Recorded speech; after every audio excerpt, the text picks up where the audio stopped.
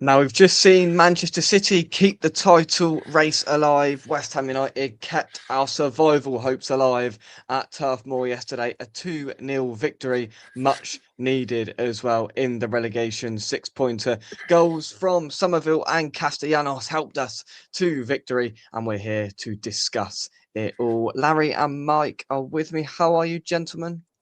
Very good. Yeah, all good, mate. All good. Jolly good. We did have Sam with us, but we're having a few technical difficulties with him, so we're hoping to have him rejoin us very shortly. Sam, put 10p in the meter. Can you hear us?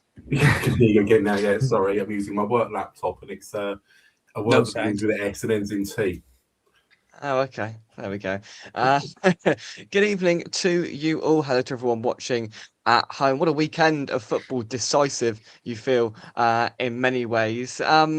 Let's start at the very beginning. Larry, what were your thoughts when you saw Hermanson in goal, Dazzi playing his first game in over a year, and Tati and Wilson up front? What did you make of it all? Well, with Tadibo being out so much, I thought we might see Disassi, if I say his name correctly, coming up there because we just don't have no depth at center back. We all know that, so it was kind of like a risk you got to have. And he's been with Chelsea; he's still fit, not getting much playing time. So one where Hermanson, that kind of worried me a little bit because a couple of showings before he hasn't really looked like he was shining. He had one terrible game a few months ago and stuff like that. And then two strikers up front with Wilson and Taddy. I thought that was interesting, but at the end of the day, it all worked out well for us. So I was happy at the result.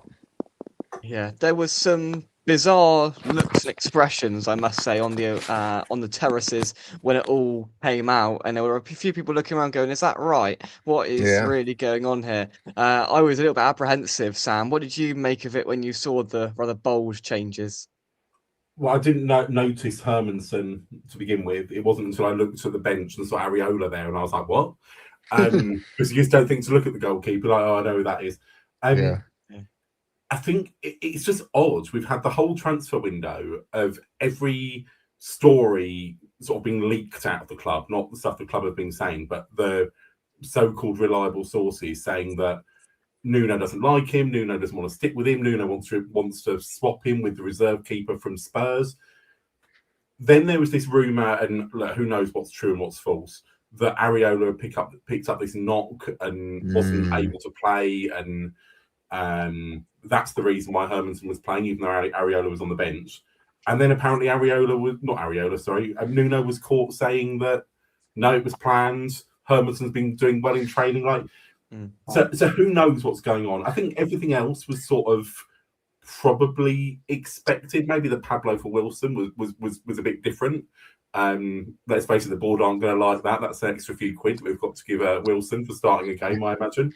But yeah, the Hermanson thing was just nothing's adding up with it, which either means that the so-called sources are becoming more unreliable, or that something really weird has happened this week, and I don't know which one is right on that.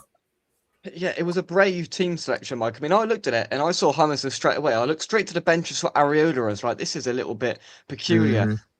I'll be honest, my second thought was we're at Burnley. Roberto's disaster class happened at Burnley. I'll be honest, that was my second thought when I saw Hermanson after what had happened with him and in previous seasons. And as I looked down it, I was just sort of like shaking my head in disbelief of what I was seeing. And he even changed one of the strikers up, and I was like, wow. And I said, he's got balls, and it paid off. 100%. It did. The thing is, we don't know what goes on in training, do we? We don't know what goes on behind the scenes. He's probably worked really hard, and for some reason or other, Nuno's thinking, I got to give this guy a go. I don't know how it's happened or why it's happened, but I mean, he's kept the only clean sheets we've had all season. And to be fair, he didn't have a lot to do at Forest, but what he had to do, he did all right. So yeah, he had a stinker against Chelsea, didn't he, and Tottenham. And probably shook his confidence to death. And Well, perhaps he's just worked so hard and done so well in training. Nuno's thinking, well, I've got to reward this guy, and give him a go. Absolutely, yeah. And Mike took the words out of my mouth there. The 2 clean sheets that we've had this season have both had Mads Hermansen between the sticks, and Nuno has been involved in both of our clean sheets this season. Once as Forest manager and once as manager. A really bizarre turn of events that is. He had a shaky first 5 or 10 minutes, and it didn't fill me with confidence. But from that moment on, really, he was cool, calm, composed, and didn't really put a foot wrong. As Mike just said, Larry, he didn't have to do a great deal against Forest. He didn't have to do a great deal yesterday. But I thought he brought a little bit of calm to a back line that was different, was changed, and haven't played with each other a lot. For sure, yeah. At first, he was making me really nervous. Yeah, and he one that kind of ran into Doof and knocked him out for a so it was a lot of things. It was kind of suspect. And to be fair, Burnley's finishing reminds me of when we were struggling. I mean, they were getting the time of possession, but that team cannot finish to save their lives. So he didn't have many. One thing we got to give credit to Areola is he does leak away make some silly decisions, but he's had some bangers of some saves. And but I'm not going to take nothing away. You hit on the defense. I thought defensively we really were stepping up and playing well. We got after we got our second goal there, Burnley really put the press on us. We looked a little rattled at the end of the first half. I thought we were going to go into halftime, kind of regroup and all that, and then they came at us again in the second, and they kept doing it until Wilson came out and Potts kind of stabilized that defense, putting a midfielder back there. So I'd like to applaud our defense for really stepping up there. And Hermanson, like you said, he shook the cobwebs off, and he didn't do anything wrong, and it was silly mistakes. So I applaud him for that. Absolutely. It was excellent, the whole back line, and Hermansen was the focal point of that. And just as the players came out, and we weren't quite sure what reception Hermansen was going to get, and of course he came over to our end to defend that goal in the first half. And I've never actually seen a goalkeeper at the start of a game get such an ovation. And he sort of nodded his head as he went, and he jumped up to hit the touch, to hit the crossbar. And he seemed ready for it, whether he's been inclined to believe that this chance and opportunity has been coming for a few weeks, I don't know. But he grasped it and has, put down another clean sheet, which is exactly what we needed. Good evening to everyone. Rich, hope you are well. We do have a new intro. Well done to anybody that noticed. We'll play that again later, just for the pure reason it took me ages to do. So I've got to get the most out of it. Mads worries me with his reach. I mean, Larry hit the nail on the head with that moment early on where he didn't come and Juve thought he was coming, and there was a little bit of indecision there. But that was the only time I felt a little bit apprehensive about him. Danny, thanks for joining us. I hope you are well. Danny, what's up, buddy? Colin as well, Eden from Wet Angle. So there we go. Thank you very much indeed for joining. Let's talk about Axel Dazzi. It feels like a hell of a long time ago, Sam. We were sat here on deadline day last Monday discussing this. Yeah, this week. It's still this week. How's that this week? We were discussing Axel Dazzi, and we were thinking that he didn't really want to come, and there wasn't much, to him. He's a unit, mind. He is very tall. He is a big bloke, and I noticed that straight away. And he didn't look out of place and didn't put a foot wrong. Excellent performance on debut from Axel Dazzi, Sam. Yeah, I think it's giving Nuno something to think about. I think probably most of us were thinking he'll come in for these sort of 3 games. After that, we'll probably go back to the Todibo, Mavropanos that's sort of been working for us. But this is a guy that's going to push Kilman further down the pecking order. I think who knows what those conversations have been, again, around sort of trying to get him in, what assurances he's had, etc. But yeah, everything that he seemed to do, everything I sort of saw of him on the highlights, on Match of the Day and listening on the radio and stuff, every time they mentioned his name, it was something positive. And I think having a player like that, big, strong, tall player, is kind of what we've been missing when you look at where we've conceded so many goals from this season, from crosses, from corners and set plays.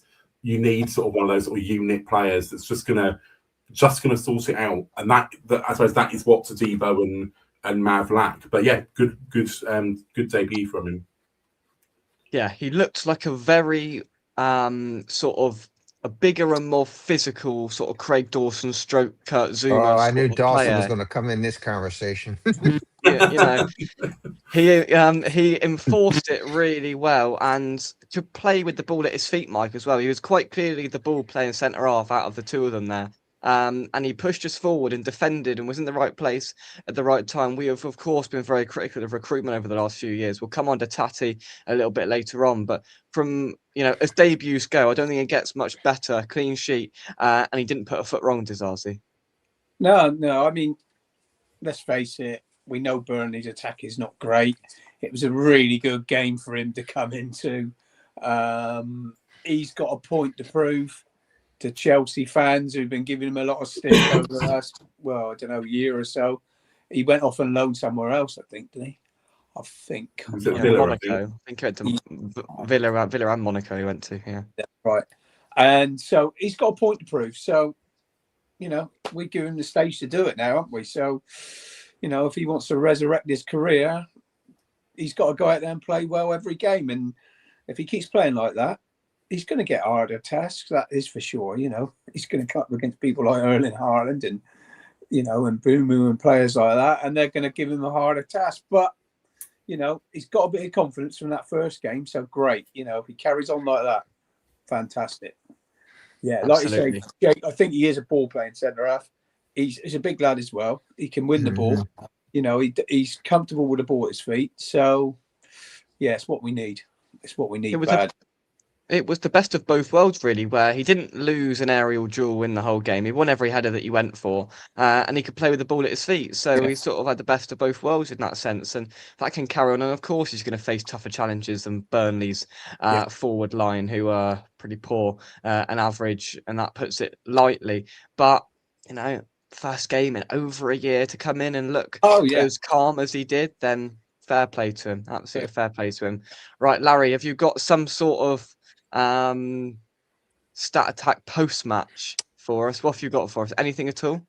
I think the biggest takeaway was it was a tail time of possession. We were controlling that time of possession. I think at the end they wound up having 53%. We had 46% of time of possession, but they started getting time of possession after we scored our second goal. And I think all of us fans were ready to have our heart attack because we know what happens when Nuno does that. We get a lead and we sit back, and it's the most taking watch, and we just try to sit there and bend don't break, and it's agonizing. So we didn't do it as bad yesterday as we normally do it, but that was the main thing there. And then and like I said, their finishing was bad. I think they had their shots on goal. We were better than them. It was close. But to go back on to Dazzi and stuff like that, this is the first time in a while we picked up a center back or center half that's that big, and he's intimidating looking. He's got pace. He took that shot at the end, And again, I was going to bring up Dawson because I know that's, Jake's favorite guy, and I loved him too. Don't get me wrong, but I mean to have a guy like that. The last time we had somebody big body was, I knew that was coming. Oh Lord! But then we had Zuma, who would be limping around the pitch, and we got to applaud Mav and Tadibo because they have gradually improved throughout the year too. So I think what Sam and Mike were saying is it's going to be a tough thing when Tadibo comes back off of his suspension. How do you do that? And I'm happy to see that. But Absolutely. we did one stat attack, and I think a lot of people will do it, is one stat attack is Somerville scored. That's 5 goals in 5 games. Last time that happened was Jesse Lingard, 2021. So, and that was kind of a good year for us. We started seeing that impress. So I don't know, maybe that's, remember going into the second half, we started jumping in there. We'll see. Somerville's really impressed. Shades of Carlos Tevez written all over it, hasn't it? Now I've been waiting a long time to use this. It's time for a comedy interlude, but not as you know it. Are you talking to me, geezer? Right,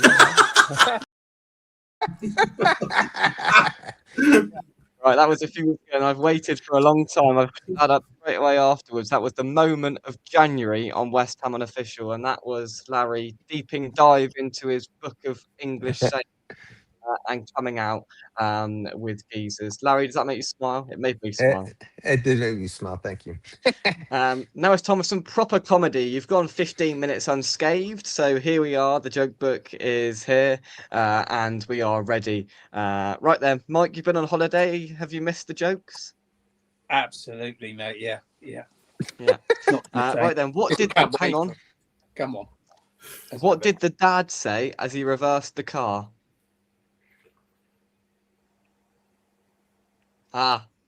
This takes me back. Oh Lord. Oh, They they get just better and better. They get better and better. Good evening, Frog and Well. Thanks for joining us. I hope you bro. are well. We've seen our first joke of the evening. We did see David Cross in the cricket club yesterday outside the ground. We do for a player like him at the moment, back and in his prime, absolutely. But there we are. So let's go on to the goals. Two very good goals from West Ham yesterday, both in the first 26 minutes or so. The first one came from Crysencio Somerville, 5 in 5 games for the winger. And I was stood basically directly behind the pass from Mateus Oh, Fernandes, which nice. will go a little bit unnoticed, but it was he had to get the weight of it right. He had to get just the sort of position of it right as well, because it was a tight and narrow gap to weave the ball through, and it was perfectly weighted, and a really composed dink from Somerville to make it 1-0. That goal wouldn't have happened a month ago, Sam, from both of those players. Supreme quality, and it paid off. Absolutely. I think we've seen the confidence sort of grow in the team over the last month, and we post the Forest game. But I think even more so, and maybe this is what we get for sticking with the manager for a little while, even through some difficult periods. And it's not been difficult with Nuno. We've got the players have started to understand each other. They know what he wants. I think we've stumbled across, and it does feel like we stumbled across this formation that works and this setup that works. Maybe there's more to it than that, but those sort of link ups between the players, how they are communicating with each other, the things they're not even having to say to each other. We've not had that in this team since the first half of the last season of Moyes. That's how long it's been since there's been that sort of a connection between the players. And what amazes me is that includes our new signings. There's just a, sort of an unspoken rule almost, and whatever they're doing on the behind the scenes is absolutely working. As you say, we couldn't have done that a month ago. We couldn't have done that in that game against Wolves when we didn't turn up. We couldn't have even done it in the game against Forest. But since that point, something's turned, and yeah, it's just absolutely working. And I think those two players are the most improved two players over that period as well for us, Fernandes and Somerville. Absolutely. And the second goal was just as good. I mean, you won't get many defences that give Juve as much space as he had on that left-hand side. He couldn't quite believe his luck when the ball came out to him, but still doesn't take away from the perfect ball that he whipped in to the box. Again, understanding, timing and precision to find basically straight onto the forehead of Tati, who is a really good header, mind, guided it into the corner. Gave the goalkeeper no chance. Cohesion, Mike, as Sam's just alluded to, which just hasn't been there, in previous months. And those two goals on their own epitomised the progress that we've made. Yeah, definitely. There's a lot of things that have come together, isn't there? I mean, let's face it, we did miss the two fullbacks during that time. We can't forget that. During that time when we had winnable games. Yeah. But we have both our fullbacks missing, and there's just not defensively going forward as well that Wan-Bissaka and Doof can give you. And that ball he put in was phenomenal, really. And to be fair to Tati, he's not that big, but he's good in the air. He can leap, and he wants crosses. You can see he's hitting the box. Earlier in the season, we wouldn't have had two people in the box for that cross. We wouldn't even have one player in the box. Spot on, Mike. Spot on. We've now, Sam might say we might have accidentally fallen upon this new system or whatever, but Bowen is playing where he wants to play on the right wing. Somerville's got confidence, and he's got time, and he's also got a guy with him as well he can link up with. Same with Bowen, with Wan-Bissaka. That there's a link up there. And then we took Paqueta out of the midfield and given Fernandes the job of being the man, and he has been the man. There's no doubt about it. There we've got, well, when we played Pablo and Tati together, they also seem to have just clicked. They just seem to know where each other is, and they know each other's job. One's not trying to do the other one's job. They know what they've got to do. and it seems to be working. Yeah, I'm not. Look, let's face it, we got a lot of tough games to play, and I'm not expecting us to win, every other game. But if we can pull off 5 or 6 more wins, it gives us a damn good chance. And the confidence is there now, so they just need to keep it going. Just keep the performances coming. The results will come. For sure. Pre-match entertainment, Colin is right, did come in the form of a Ginger Pele lookalike on the terrace of the cricket club, who was rather egged on several occasions, not just once, to down a pint. And he did look a little worse for wear prior to 1:30, which was never good when you're a million miles from home, as I discovered quite how far Burnley is up north yesterday. It is quite a way, but all worth it. All worth it indeed. Let's talk about Tati. Excellent yesterday. Absolutely excellent. As I said, we've criticised recruitment. I don't know where this bloke's come from. Well, Lazio, but no one had ever heard of him. He was an unknown name, as was Pablo, but especially Tati. He's come in, he's scored a couple of goals. First goal in the Premier League for him yesterday. It's not just the goal, Larry. It's the work rate. It's the mentality. He brings fight. He brings a little bit of nastiness to it, which we need when we're in a scrap like we are now. And he's the exact player that we need in this current moment in time. I think you hit it right on there. I think Taddy just brought a new type of aura about the team too, because we can see it on the pitch. I wonder what he's doing on the training, because you're right. He's got the attitude. He knows he's that guy up front, that striker. He's in that middle. Like Mike hit it right on the head. When's the last time we had some? Doof is a great guy that crosses off. We've seen it hundreds of times. There's been some, but how many crosses has he had and they're not there? Taddy was there with a brilliant header. I call those 2 goals yesterday clinical, 2 solid goals. When's the last time that we can say that we had that instead of like a nick in goal, everybody's fighting in the box? Those were beautiful goals. We see that on other teams, and I think Taddy set that up.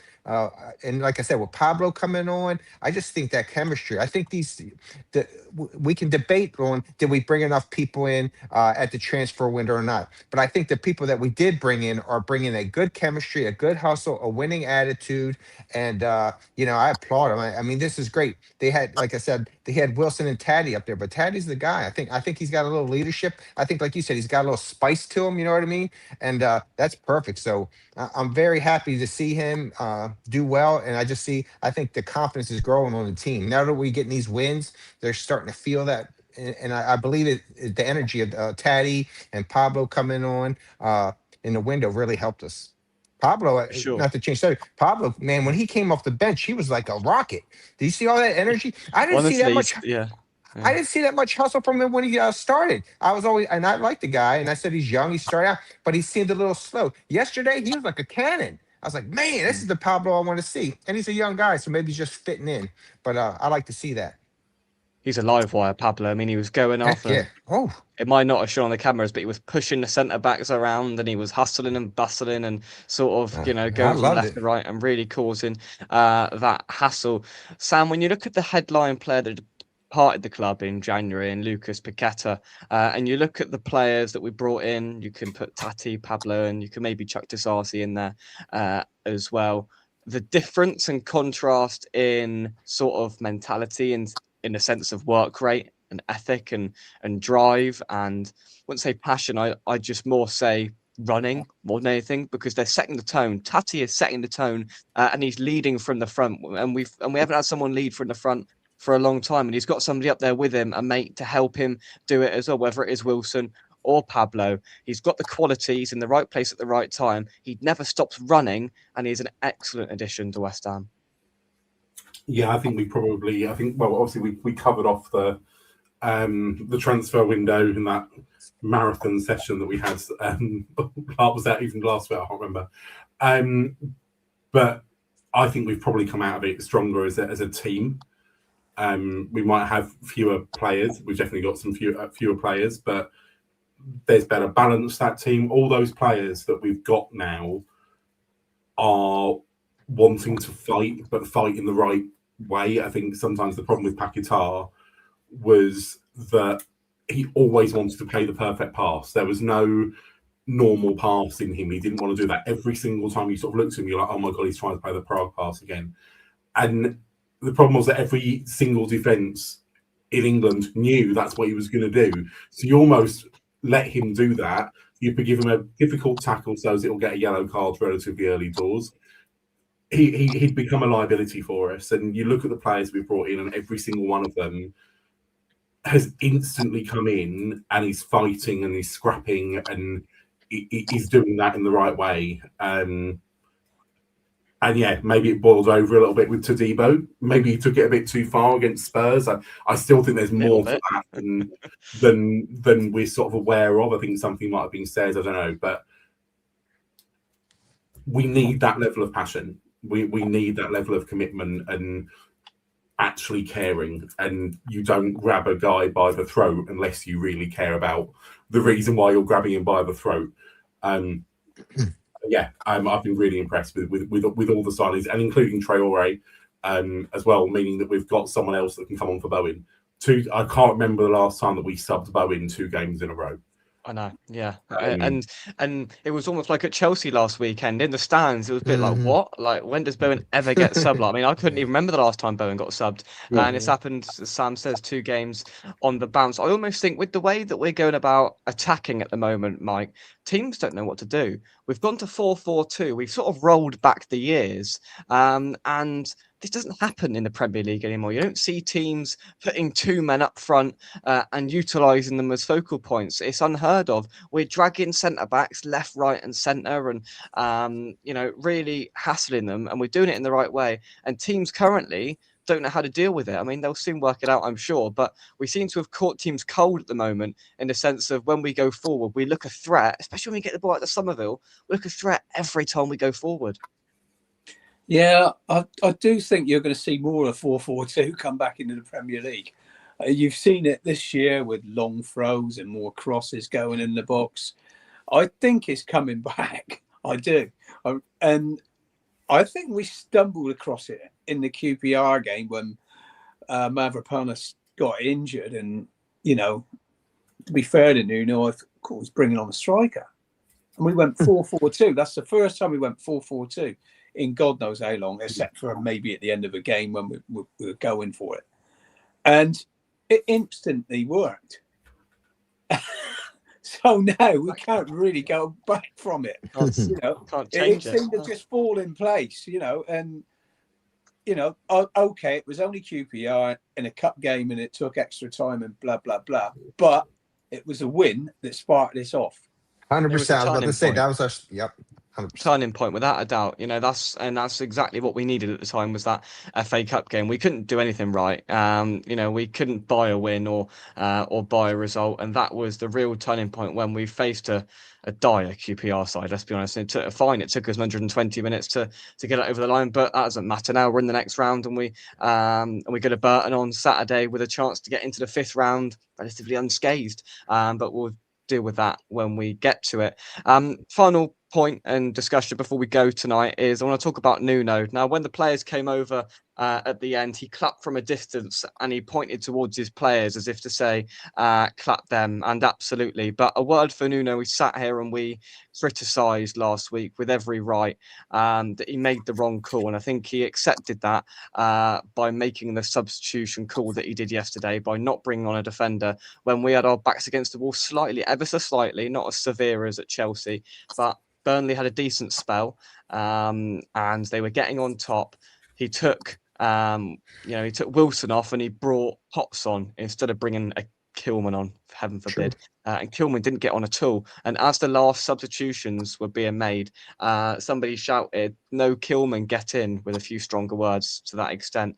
And also when the 2 subs were getting ready, someone shouted, it was quite quiet there, someone shouted, "Don't bring on Kilman." I think he heard. I think he heard.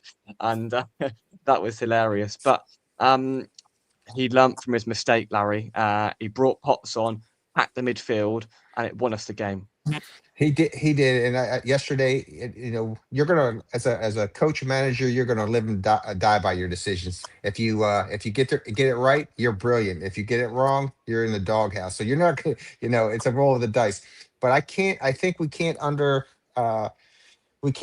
express how much I think that Paco Jimenez is that assistant coach that we've got to come on here, and he's in his ear, and it seems like Nuno's smart enough to know that he's listening to what he's got to say. He's a passionate guy. You can see him out on there. They had that one uh, was it 2 weeks ago when he was like, and people were like, oh, he's yelling at him and all Disagreement, that. I think, is a Yeah, polite way of but saying it. but Yeah. know what? I'm kind of old school, so it's like you could be yelling at that. And you're just trying to get your point across there. So I think he's made a big addition to us there. And Sam alluded to it earlier, is that we can do revolving doors around managers. We got to give at some point we have to give a manager some time to do what he has to do. We're not giving the managers enough time even to get in their own players yet because we're just getting rid of them left and right. I think this is showing it. I hope it continues. And for yesterday, Nuno did a good job. It felt like there was a sense of inevitability at Chelsea last week of what was going to happen, Sam. But it also, in the same breath, felt like a sense of inevitability yesterday that we were going to go and win the game from that moment on when he brought Potts on. Oh It yeah. sort of solidified our position in the game, and I'm happy to say that Nuno has learnt from his pretty critical mistake. It might have felt inevitable there. It certainly didn't at home. I was very nervous. We were loving it. Loving it. I obviously I wasn't there, couldn't see whether Wilson was spent or whatever was going on. Like that wasn't coming across anyway. But it felt like, have we made the right decision at the right time? That we had, and it did shore us up, and it did it took Burnley too long to sort of work out how they were going to play that, and by that point the game was done. I think we need to be really careful with Kilman because, like, we laugh that Nuno heard, but if he heard, then the player heard. Now we are a bad tackle, a slip, the yellow card, red card away from having to rely on Max Kilman. And this is a £42 million player that we all know what he can do on his day. Ultimately, we pay £42 million for him, whether we would now or not. We have destroyed Hermanson already this season as a fan base. We did that.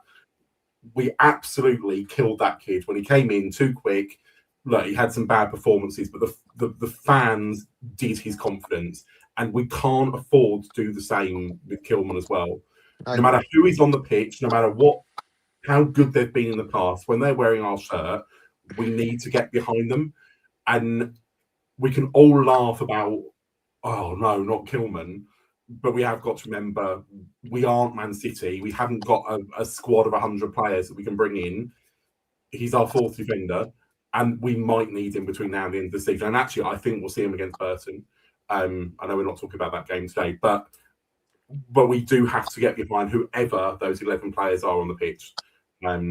Because we can't be destroying players like that.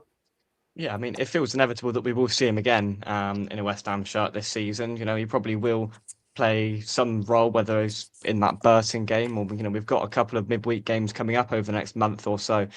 So we're playing 2 games a week in a few of those, obviously not as much as the teams in Europe that we're battling against down there. And I say teams, plural, because Spurs are very much in this relegation battle, which is just irony in a bottle, isn't it? But we've got to, know that, Kilman might play on Saturday against Burton, and he may be needed to be called upon at any stage. Mike, I thought it was damning that Dazzi, who hadn't played for over a year, came straight in with 2 or 3 training sessions at the most over Kilman. Couldn't have done his confidence any good. I mean, I wholeheartedly agree with the decision, and we can look back with the benefit of hindsight now and say it was the right decision because Dazzi was excellent. But if you're Max Kilman, you're sat there thinking, this bloke's just come in. He hasn't played football since January, April, whenever it was, and he's just slotted in ahead of me. He looked better, but can you see Kilman ever finding his way back into this side?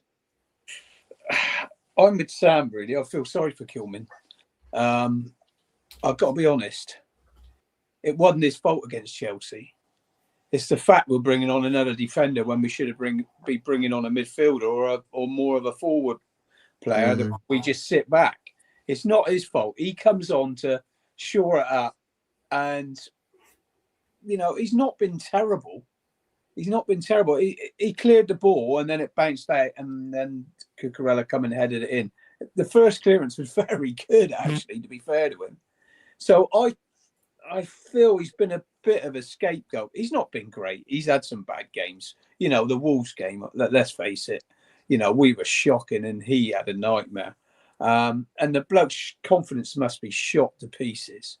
And I think the last thing we can do is start slagging him off, because we're going to need him. I'd love to see him come on Tuesday night and score a header and win the game. I really would. Honestly, I really would, because I feel for him. He was overpriced at 42 million. We can all see that now. But he's not as bad as a lot of people are making out. That's all I can say. I mean, he was obviously the scapegoat last week at Chelsea. He was through well and truly under the bus by Nuno and whoever decided to put him on at that stage, because that was just, we could all see it, and it's just a shame that they down there, the important people, couldn't see it. That no matter who he brought on there, unless he brought on Van Dijk or something, that was never going to materialise into a good decision. But there we go. A good win we have gained on Nottingham Forest, and if we beat it's a big if, we beat Man United on Tuesday night, then momentarily we will go level on points with Nottingham Forest and level on points with safety. Of course, they go to Wolves. Actually, they're hosting Wolves on Wednesday evening, so you can probably expect a win for that. But with this season, with the way it's going, you never know what might materialise. That bit of pressure, if we send a message and win on Tuesday, then that pressure may make them fold. But we'll join you tomorrow evening to discuss the Man United game in full before that happens on Tuesday. Then, of course, we'll start building up to the FA Cup this weekend away at Burton Albion. Larry, Sam and Mike, thank you very much indeed for joining me. Any final thoughts? Keep winning. Yeah, no, I mean, just the confidence is risen, and I just want us to keep that confidence going. Yeah, absolutely. I've got one final thought, and it comes from my book. Here we go for the final time this evening. What do you call a fish wearing a bow tie? Sophisticated. Oh Lord, I'm glad this is the end of the show. I got to go to the restroom now. Oh dear. There we are. They just get better and better. Mike, are you going on Tuesday? Yes. There we go. I won't buy you a beer. You I'll going? be there. Yeah. Right. I'll be there. Yeah. Okay. We'll meet in the middle as we normally do. 133 by the bar. There we go. Jolly good. Hey ho. Thank you very much indeed, Larry, Sam, and Mike, for joining me. We'll be back, as I said, tomorrow evening, 8 o'clock, for a Man United preview to discuss all of the game, and then to discuss whether that idiot's going to get his hair cut or whether we're going to stop him from having to shave his head. Now, if that's not a sort of sentiment, and if that's not a driving factor, that bloke cannot cut his hair for another 6 months if we even get a point. If we even get a point. Actually, before we do go, shock, and I've just been reminded, right? I think I took a picture. So Dan, the Burnley fan, who comes on, we saw him yesterday, and this is him, right, with a pint purchased by myself. Everybody gets a pint but me. That's how it works around here. Well, I mean, Larry, you're a bit far away. He did. Honestly, he enjoyed it. He loved it. And I told him there won't be no more. That's it. That's it. So, yeah, you can all shoot your shot Tuesday night if you like. See how we get on. I'm sure Gary will be there as well. Yeah. You'll all be lining up. I'll see Nigel as well. You'll all be lining up, waiting for it. And hey ho, there we go. Right. Thank you very much to you all. No problem. Thank you. From us, come on, you irons, and we come will on, see you you irons. right here on West Ham Unofficial. Bye bye. See you later.